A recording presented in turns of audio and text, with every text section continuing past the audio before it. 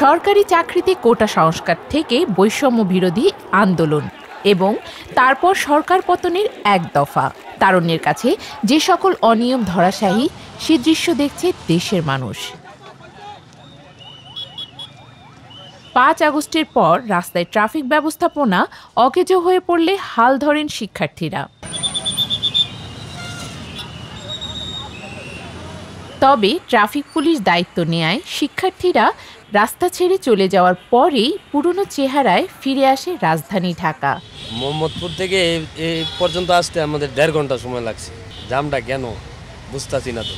এখন যে traffic sergeant ভালোভাবে নাই, এই কারণে মনে করেন সিঙ্গেল দিতে পারে না, পরে গাড়ি ভালোভাবে যেতে পারে না, এই কারণে জ্যাম লেগে রয়েছে হলো আপনার ট্রাফিক সার্জেন্টের কারণে। যাত্রীরা যদি যাত্রী সামনে থেকে উঠতো তাহলে প্রতিটা গাড়িরই রুলস মেনটেন্যান্স ভালোভাবে হইতো।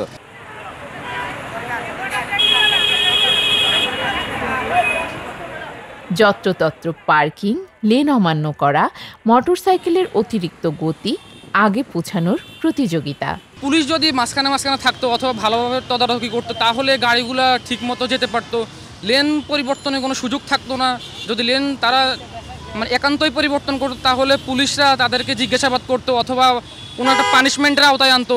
কিন্তু পুলিশের এই জায়গায় কাজের একটু ঘাটতি আছে, লোকবলেরও কিছু অভাব রয়েছে। এই জন্য আমি মনে করি এই সমস্যাটা সৃষ্টি হচ্ছে। এই যে যারা পুলিশ ভাই আছে তাদের সাথে যদি মনে করেন আমাদের স্টুডেন্ট যারা আছে তাদেরকে যদি মনে করেন 1 জন 2 জন করে পার্ট টাইম একটা জবের মতো 5-6 ঘন্টা যদি দেওয়া যেত তাহলে আমার মনে হয় ভালো হতো। আমাদের আসলে নিজের থেকে সচেতন হতে হবে আর কি ট্রাফিক সম্পর্কে।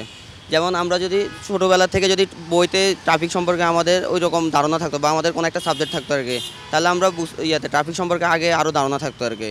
সাধারণ মানুষ বলছেন শিক্ষার্থীদের উপস্থিতিতে যানজট কমে এসেছিল, সড়কে ফিরেছিল শৃঙ্খলা, মানুষের মধ্যে তৈরি হয়েছিল আইন মানার প্রবণতা। যতক্ষণ ছাত্ররা ছিল ততক্ষণই মানুষের বিবেকটা সচেতন ছিল। যখনই ছাত্ররা চলে গেছে তখনই বিবেক তাদের কাছে বিক্রি করে দিয়েছে। মানুষের বিবেক এখন নাই, আগের মতো করেই সে আগের দিনের মতোই চলে আসছে। তাই লাভ হলো কি? যে পর্যন্ত মানুষ নিজের থেকে যে পর্যন্ত না শোধরাবে সে পর্যন্ত জাতি কখনো উন্নত হবে না। হেল্পার বলেন, ড্রাইভার বলেন, সুপারভাইজার বলেন, এরা সবাই আগের মতো করে আসলে 7 দিনে বা 15 দিনে তো এটা চেঞ্জ করা সম্ভব না। ট্রাফিকরা যে আছে বর্তমানে তারাও ভয়ভীতির মধ্যে আছে। অনেক সময় তারা ঠিকভাবে জনগণ যা করছে তা মোটামুটি সায় দিয়ে যাচ্ছে, তারাও ভয়ের ভিতরে আছে।